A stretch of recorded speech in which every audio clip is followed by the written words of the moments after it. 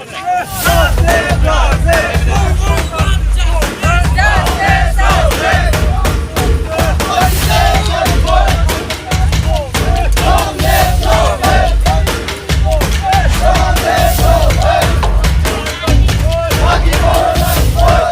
Tribal मोन 13 माहारियारि आफादफोरा सनितपुर जिल्ला गहपुर हालामाव डिलिमिटेशननि हानजा सुरनाय होज्रि खावनाय हाबाफारि लायो। गासै ट्राइबेल मोन 13 माहारियारि आफादफोरा हानजा सुरनाय होज्रि खावनाय हाबाफारियाव सिभिल एसडिअनो गोसोखां बिलाइ गथायो। लोगोसे गोसोखां बिलाइ नाजावखांनायनि उनाव सिभिल एसडिअआ खौरांगिरिफोरनि सिगाङाव मा फोरमायखो फै नायनि। दिनैनि बे हानजा सुरनाय हाबाफारिया जाहैबाय डिलिमिटेशन कमिशननि जे प्रप'जाल ड्राफ्ट प्रप'जाल 20 तारिखआव ओंखारदों बेयाव जों नायनानै नुबाय जोंनि गहपुरारि माने बर'फोर जि समस्ति पन्सायत समस्तियाव दङ बे गामिफोरखौ बासिख्ल' दानख'नानै बिहाली समस्तिनि माने सिडुल कास्ट रिजार्भआव जोंखौ दैथायहरनो थाखाय प्रस्ताब होदों। बे प्रस्ताबखौ बिरोधिता खालामनानै जोङो दिनैनि बे गहपुर हालामनि गासै ट्राइबेल मानसिफोर जेरै बर', मिसिं, दिउरि आरो कार्बि गासैबो ज' जानानै जों प्रतिबाद खालामदों आरो जोंनि गोसोखां बिलाइखौ जोङो चिफ इलेक्शन कमिशन अफ इन्डियानो जोंनि लकेलनि जे साब डिभिजन अफिसार बिनि थ्रुयै जों होनाय जादों। मेम'रेन्डामखौ सोर गथायनाय जागोन? बे मेम'रेन्डामखौ गासै 13टा संगठना सिगनेचार खालामना जइन्ट मेम'रेन्डाम होदों।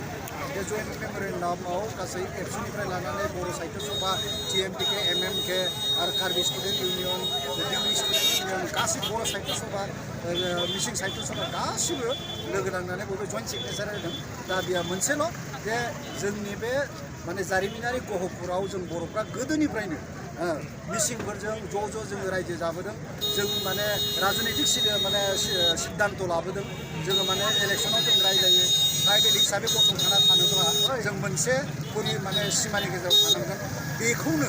बेखौनो माखासे मेगन गोसा सरकारनि माने MLA आरो माने अफिसार्सफ्रा जोंनि गामिखौ बासिख्ल' बैयाव फाथायहरनो नागिरदों। जाय सिडुल कास्ट रिजार्भ खालामखानाय माने बिहालियाव थाङोब्ला जोंनि बर'फ्रा मालाबाबो MLA जाखानो हानाय नङा आरो जोंनि बे खाथिनि साब डिभिजनखौ गारनानै जों बिश्वनाथ सारियालिनि साब डिभिजनाव जों दरखास्त हैनो गोनां जागोन। बे सुबिदा माने उसुबिदाखौ नायनानैनो रायजो राजाफ्रा गावनो ओंखारबोदों। जों इसेल' माने रायजोफोरखौ खावलायदोंमोन। दा बेयाव जों माने 12-15 हाजारसो आरो बे जोंनि प्रथमसो दिस इज फार्स्ट टाइम जों माने बिगिनिंसो खालामदों। 11 तारिखसिमहालागै जोङो जोंनि माने जि साजेसन आरो माने क्लेम्स बेखौ दिल्लीयाव थांनानै चिफ इलेक्शन कमिशनाव जों देखायगोन। बेनि उनाव चिफ इलेक्शन कमिशननिफ्राय मोनसे दल फैनानै गुवाहाटियाव पाब्लिक हियारिं लागोन। बे पाब्लिक हियारिंआव आरो जों बिनिफ्राय मोनसे दल थांनानै जोङो जोंनि साजेसनखौ होगोन, जोंनि कमप्लेनखौ होगोन। बेयावबो जुदि माने मानियाब्ला बिसिमहालागै जुदि फिथाइया मोजां थायोबा खिन्थु आन्दलना एसे जखमजाथि जालांसिगोन। दिनैबो डेम'क्रेटिक बालाव बिराद पिसफुलि जादों, सान्थि खालामदों। खिन्थु जुदि नैबे माबाया जोंनि प्रप'जाला फार्स्ट प्रप'जालाव जुदि चेन्ज जानानै सेकेन्ड टाइम प्रप'जालाव जुदि जोंनि डिमान्डआ जुदि रिफ्लेक्ट जायाबा खिन्थु माने एसे आलादा रोखोमनि जासिगोन आरो बेखौ जोङो दहायबो माने ज' थानायाव जों बेखौनो बुंदों रायजो राजाफोरनि सिगाङाव बे जोंनि जास्ट बिगिनिं।